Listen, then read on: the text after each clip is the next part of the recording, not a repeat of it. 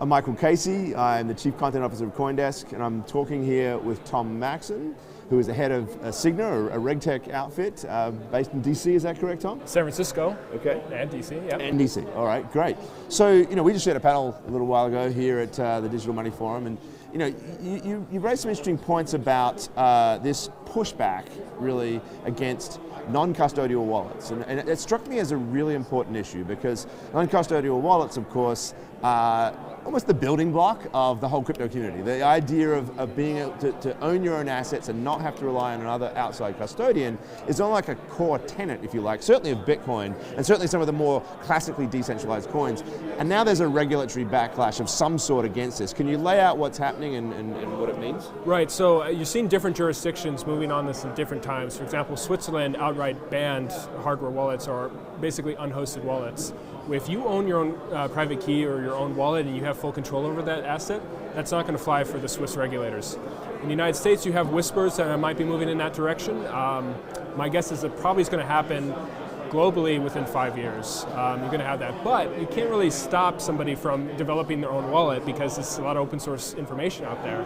The question is, how do you get those funds from your hardware wallet, your unhosted wallet, into a cryptocurrency exchange to offload into fiat? That's going to be the biggest issue. It is almost as if one can imagine these two parallel worlds emerging, where there's just a little economy of non-custodial wallets sharing with each other, but never able to enter into this other world which is kind of where the fattest travel rule, which has been a hot topic as well, is all about, right? I mean, it's really interesting. In 3 sentences, the entire cryptocurrency industry might change. It might have a crossroads here, and that sharing of customer information changes a lot of things. However, it's yet to be seen if they're going to regulate the hardware wallets themselves by FATF, but you're going to start seeing that too. The problem is how do the retail users? Right.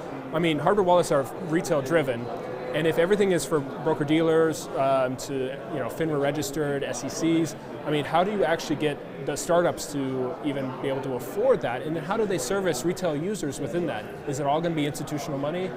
I worry about right, and so this is again gets to this core sort of fundamental tenet, if you like, of what some of us have always thought cryptocurrency was all about, which was like, how do you serve the individual? How do people become less dependent on institutions, and how do they power? But I think that an interesting point that you made earlier that was that in some respects, that retail solution, that retail product that lots of early players in the crypto space developed, was a very, very important development tool, right? I mean, it's part of what the industry has sort of bootstrapped itself on, is that retail use case.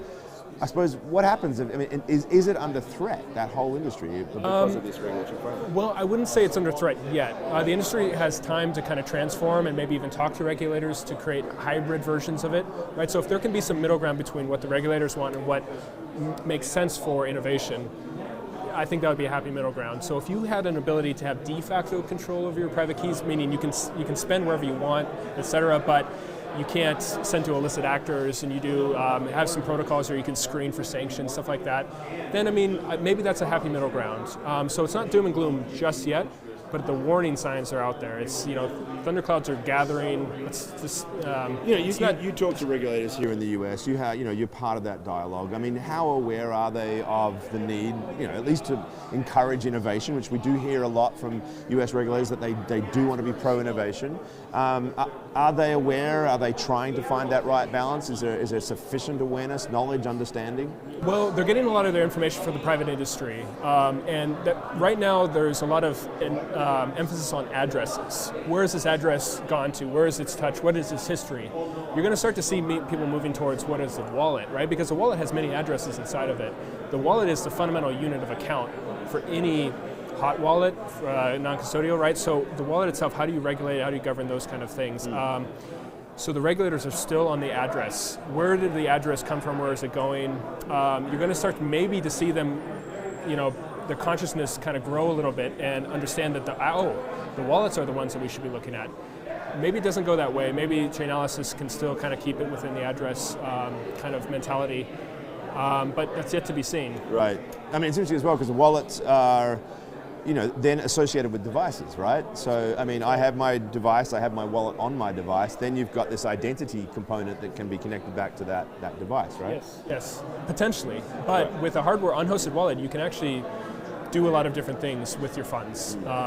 And if you know how to use a hardware wallet, you're able to kind of get around some of those things. But so the assumption is from regulators, okay, if everybody is in a gray zone, right? We can't tell if they're good or bad actors, right? How do we delineate between the black market and the white market, right? Those two different things, right? So they're going to create a line in the sand at some point in time, and we better start having these dialogues with the regulators to kind of educate them on, okay, look at the wallets, but you don't have to ban them, you don't have to eliminate the unhosted side of it, you don't have to make a huge burden on the retail end users, you know. This cost for compliance, maybe push to end users.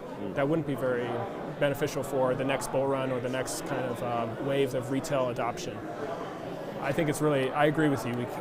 It all does add up to money, though. That's the concern, right? I mean, that regulatory burden translates into a cost that needs to be borne in some way. Right. Yeah. It's maybe the price we pay for requiring security and grappling with a large run of scams over the last couple of years. But at the end of the day, it's possible. Yeah, it sounds like there's some big hurdles though that the industry needs to get through. There's some hopes that you're going to have some regulatory frameworks like in the UK or in Singapore that actually are really forward thinking, and that can be modeled. If they move quickly, then they can model back in the US possibly. So okay, yeah. The international playoff between trade-off between different organizations. It's happening right now too. Okay. So yeah. Tom, thank you so much for your time. Really appreciate you coming on. All right.